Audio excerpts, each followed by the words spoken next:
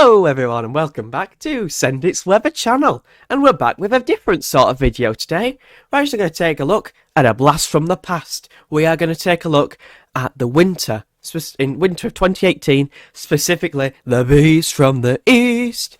We're going to run through the whole month of February 2018 because this winter is quite close to me because I remember a lot about it.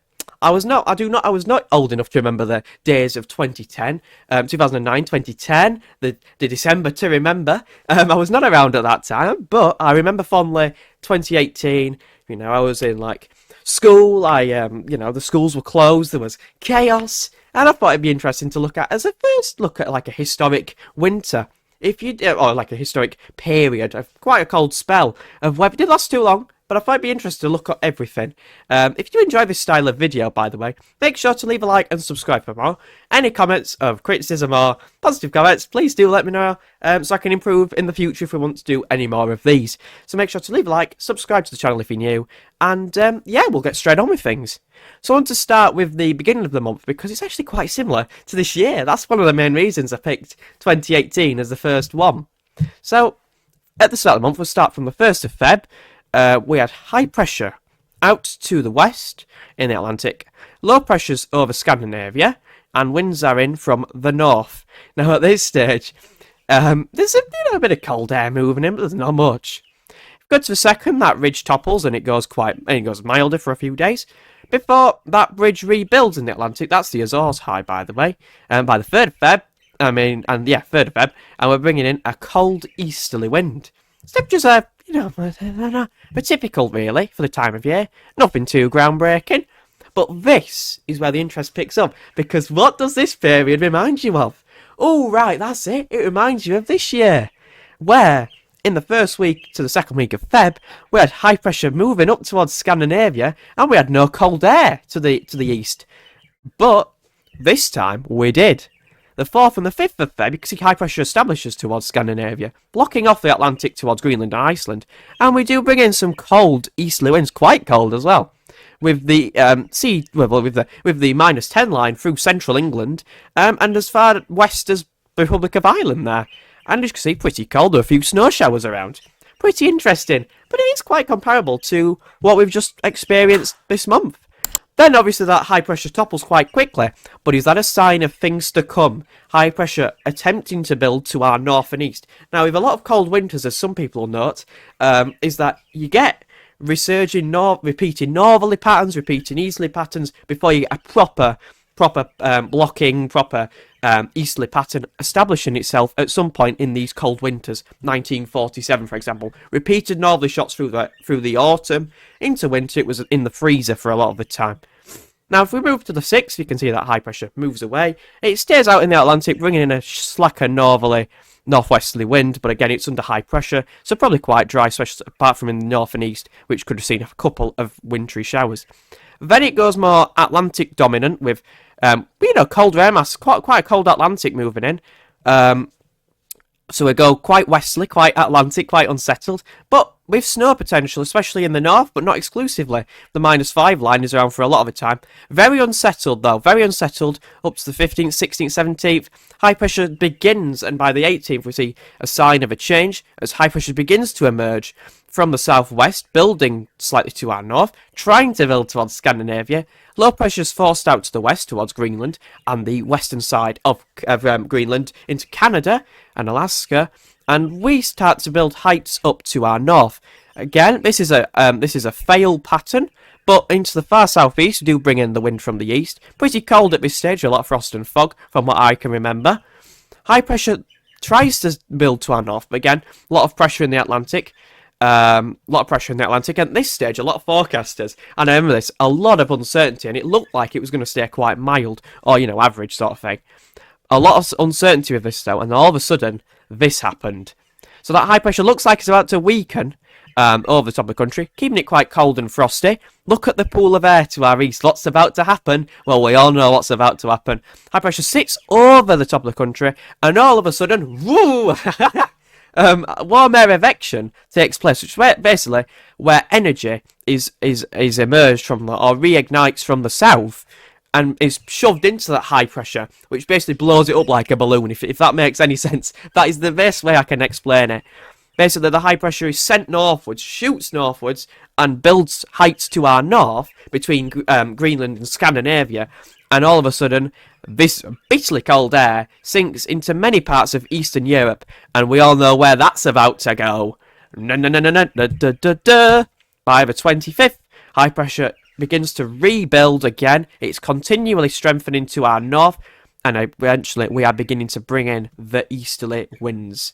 The -5 line is just getting into the east of the country, in the southeast, and many parts of Europe are into the freezer, of course. We're on the periphery, but we know what happens next.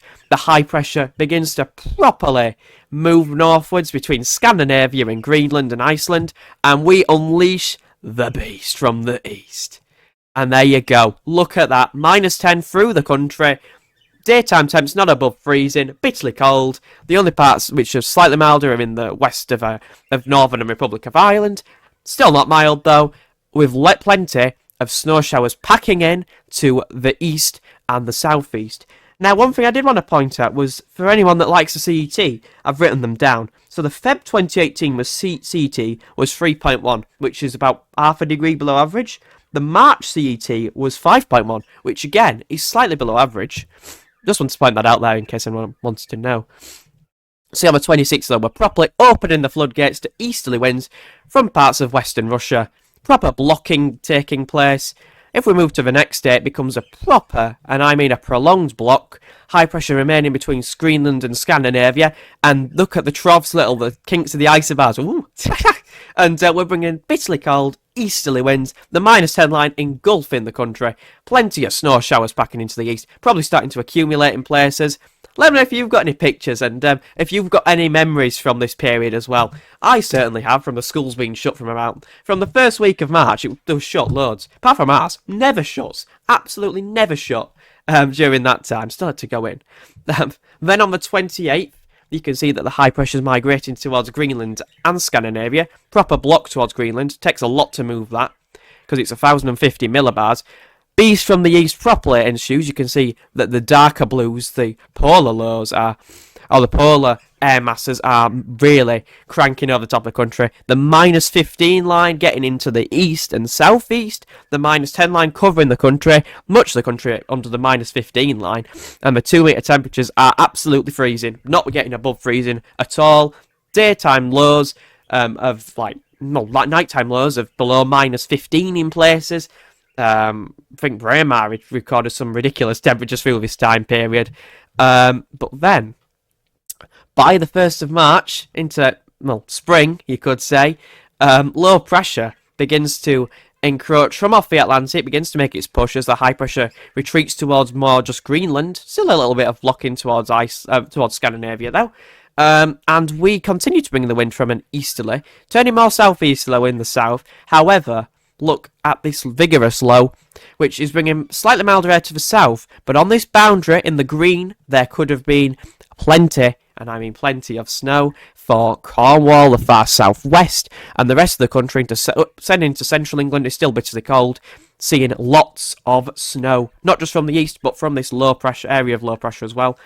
But the blocking to our north sustains, meaning that this low pressure is stuck to our south, continuing bringing in plenty of snow, 10 to 20 centimetres widely with this feature further south, even into the Midlands. This block continues, does weaken, but then eventually we did see a big snow event with this. I remember that. There was a big snow event, lots of snow around, but eventually the milder air did win out, and it went Atlantic driven, but that was not all. It went more Atlantic for the first week into the second week of March.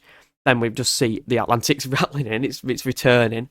However, eventually, in the longer term, 16th, 17th of March, high pressure re-established itself between Greenland and Scandinavia once again, bringing in more bitterly cold air from the east, and the -10 line surged back in.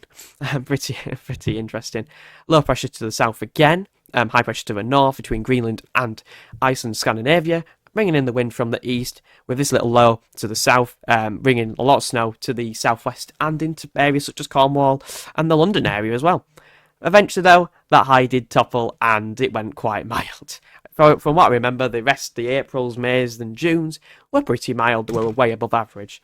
That'll be interesting to look at, though. You can see, though, how similar it is and how it correlates to this current year, how close it was to happening, and just how things don't align as well as they used to. Even back in 2018, how our climates have changed a lot. I mean, it's a lot wetter, damper, duller than what it used to be.